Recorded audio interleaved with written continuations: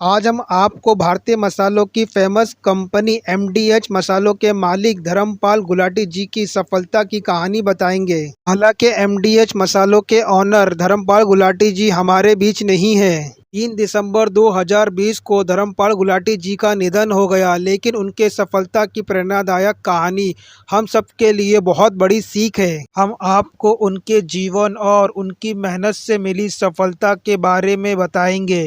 Success and struggle story MDH मसाले के king महाशय धर्मपाल गुलाटी जी की, जिन्होंने जिंदगी के कई उतार चढ़ाव के बाद भी हार नहीं मानी। एमडीएच मसालों से आज हर कोई परिचित है। टेलीविजन में एमडीएच मसालों के ऐड में बूढ़े व्यक्ति को एक्टिंग करते हुए हम सब ने देखा है।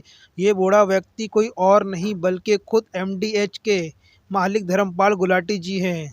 कई सालों की कड़ी मेहनत के बाद इस मुकाम पर पहुंचे। आपको बता दें कि एमडीएच मसालों के फाउंडर और सीईओ धर्मपाल गुलाटी 2020 तक भारत में एफएमसीजी के सबसे ज़्यादा कमाई करने वाले सीईओ थे। इनकी सैलरी 25 करोड़ से अधिक थी, लेकिन हाल ही में 58 साल की उम्र में 3 दिसंबर को दिल का दौरा पड़ने से उनका निधन हो गया। धर्मपाल गुलाटी का जन्म 27 मार्च 1923 को ब्रिटिश कालीन शासन में पाकिस्तान के सियालकोट में हुआ था, जो उस समय भारत का हिस्सा था।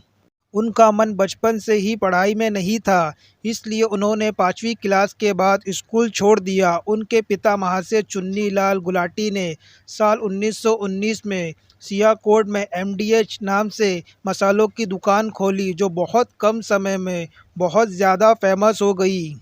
उनके पिता अपने हाथों से ही मिर्च मसाले कूटते थे, इसलिए उनको सब डेगी मिर्च वाले के नाम से जानते थे। धर्मपाल गुलाटी के पढ़ाई छोड़ देने से उनके पिता को बहुत दुख हुआ कि बिना पढ़ाई के मेरा बेटा अपनी ज़िंदगी में क्या करेगा, और इसी चिंता की वजह से धर्मपाल गुलाटी के पिता ने उन्हें एक कारपेंटर के वहाँ लकड़ी का काम सीखने के लिए भेजा, लेकिन उनका मन वहाँ भी नहीं लगा और 8 महीने वहाँ काम करने के बाद उन्होंने काम छोड़ दिया।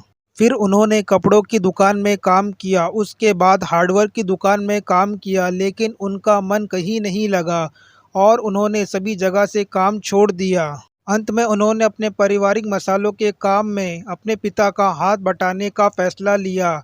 साल 1947 में जब भारत और पाकिस्तान के अलग होने के बाद ऐसी स्थिति आ गई कि उनके परिवार को अपना सब कुछ छोड़ के भारत आना पड़ा, और जैसे तैसे दंगों से बचकर वे 7 दिसंबर 1947 को अमृतसर में एक रिफ्यूजी कैंप में पहुंचे, जहां कुछ महीने रहने के बाद वे 27 दिसंबर 1947 को नौकरी की तलाश में दिल्ली को रवाना हो गए। पाकिस्तान से भारत आते समय उनके पास सिर्फ 1500 रुपये थे।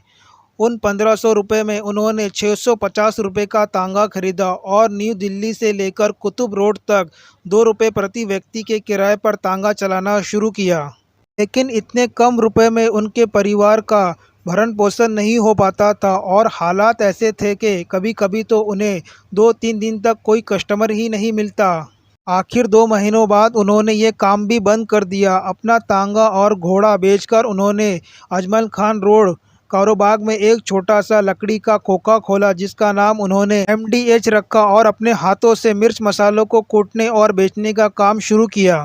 उनके मसालों की क्वालिटी को देखते हुए बहुत कम समय में उनका नाम करोल बाग की गलियों में गूंजने लगा। काम को बढ़ते हुए देख साल 1953 में उन्होंने चांदनी चौक में एक दुकान किराए पर ली, और साल 1959 में उन्होंने दिल्ली के कार्तिक नगर में एमडीएच नाम से फैक्ट्री शुरू की, और इसके बाद उन्होंने कभी पीछे मुड़ के नहीं देखा और सफलता की सीढ़ियाँ चढ़ते गए।